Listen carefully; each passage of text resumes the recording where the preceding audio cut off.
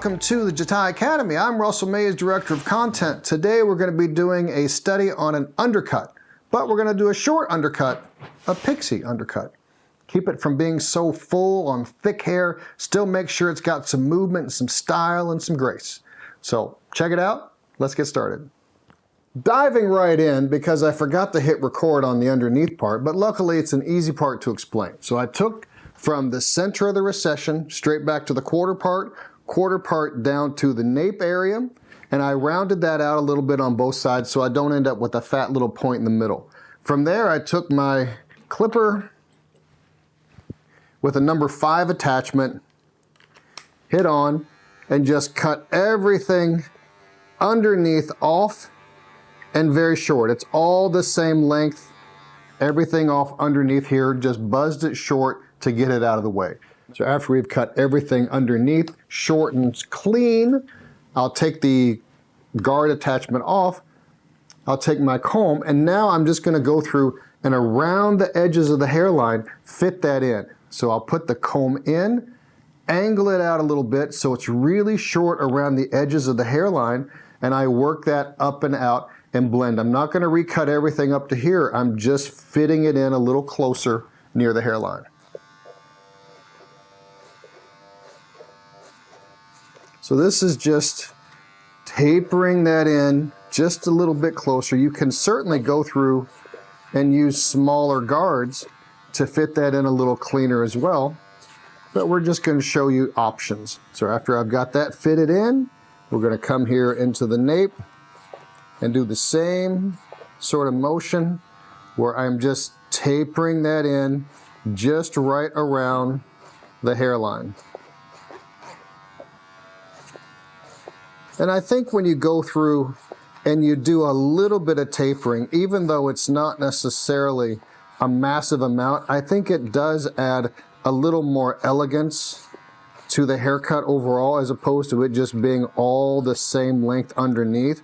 So it differentiates me from other people or for someone doing it at home.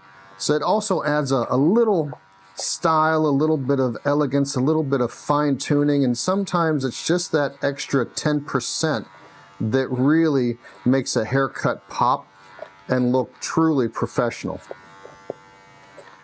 So when I go and cut the top, I'm going to use my Feather Styling Razor. Now the Feather Styling Razor is a guardless razor, doesn't have a guard, it has a super sharp blade, so be a little careful, but it gives me the most control over how much hair I remove, where I remove it from, and how precise the shape is that I apply to it. So this is my weapon of choice for cutting the top. All right, so now we've sectioned off the top. I've sectioned from where the quarter part would be right at the crown. I've sectioned out the front from the back of the head. We're going to start right in the middle, and I'm going to take me a little pie section and make sure it's not too thick. And I'm going to hold this out at an angle.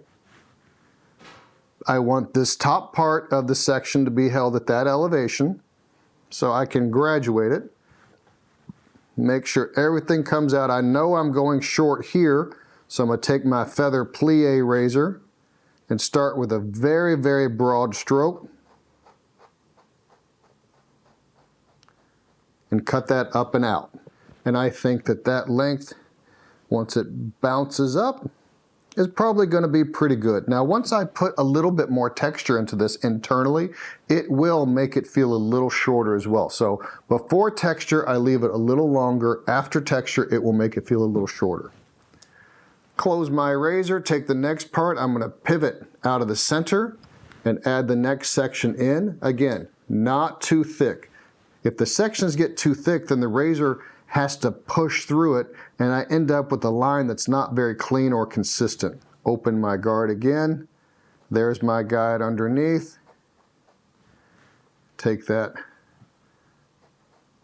up and out. And I'm taking a pretty broad stroke to make sure I maintain that soft kind of texture to it. If I need to put layering in it, then we'll do that a little bit later. And I'm just going to continue this pivoting right here in the crown and walking my guide around the head.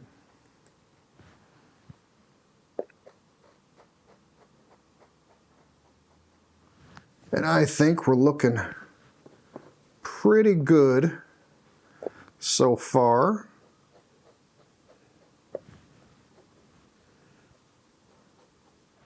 Check that out, see how that's looking. I think that's looking pretty good. Now going through and taking a vertical section will force it to separate into vertical pieces. If I was to go through and take this horizontally, then it would build up a much more solid line. So after I've done this side, I'm going to go through and do the same thing on the other side. Okay, now we're coming to the last section on the opposite side, and I'm still continuing to cut up from the bottom to the top. Follow us on your favorite social media platform at Jatai Feather. Make sure we got everything dialed in there lengthwise around the perimeter. Now let's check the other side. So we're going to start here with the center part on top. We're going to separate it left and half sides. Then I'm going to go through and take a vertical section off of the center part using the guide in the back. And I'm going to hold this vertically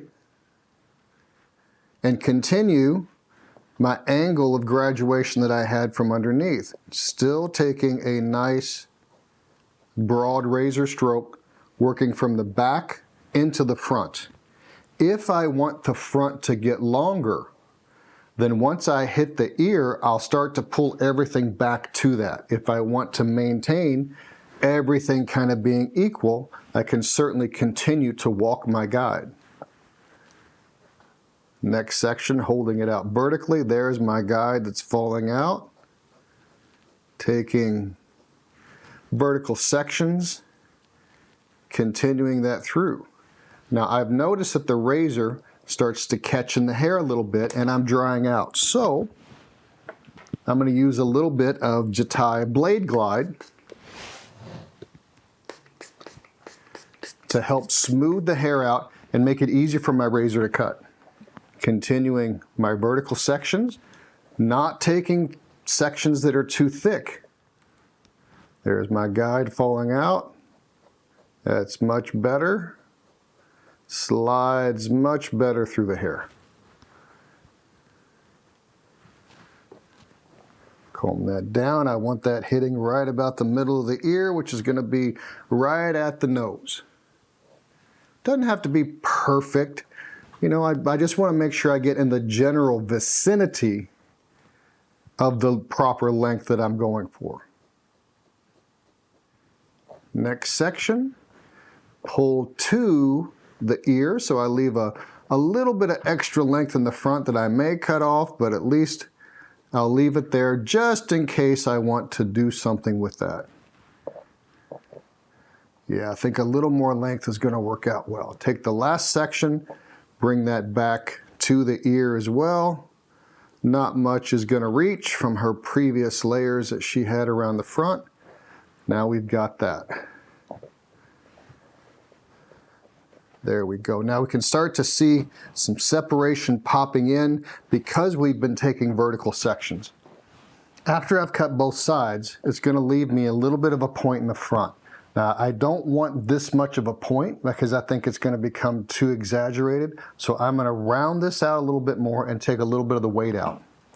So I'll take the entire thing, pull that forward, and go through and do a deep channel cut as I'm cutting the length right here at the very front at the same time.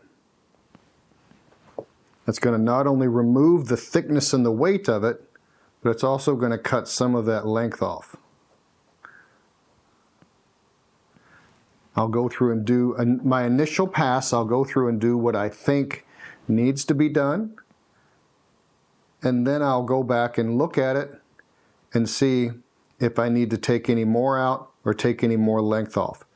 This haircut has a lot of visual elements to it, and I have to determine that, those visual elements, if they fit as I go.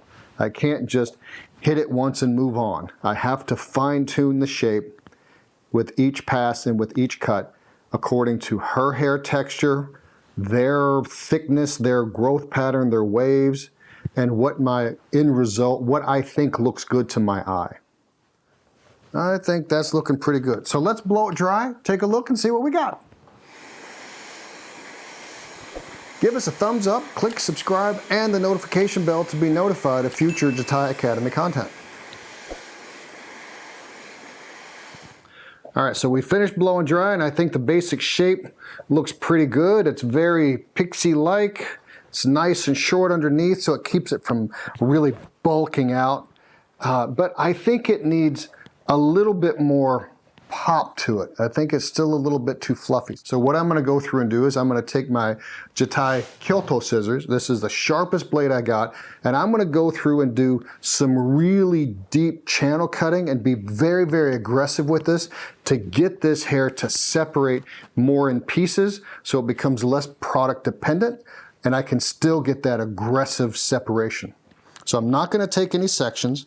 I'm just gonna comb the hair straight down, put the blade in about halfway, and just go through and chew some big separations between this. So not only will this remove a little bit of weight, but it's also going to give me a much more aggressive separation, and I think make it look a little bit edgier and have a little bit more pop to it. There we go. I'm liking that better. Be careful. Don't go through and get too aggressive in areas that you don't want. Just pay attention. Gently apply. You can always add more, but you can't take it out once you put it in. So be mindful of that. And I think that right through there, a little bit right through there. I like that better. Here's our end result. I think we're looking pretty good. We got a lot of texture to it. And for as thick as this mannequin head is, for it to not be so bulbous and full and still have some separation and movement to it, it is quite showing of the technique of undercutting it and then having enough hair to lay over it and putting a lot of texture to it. So let us know what you think. Please check out the Jatai Academy. There's all kinds of fantastic information on there that will make you a better hairstylist and barber. Also, let us know what you'd like to see in the future. Thank you so much for watching. We'll see you next time.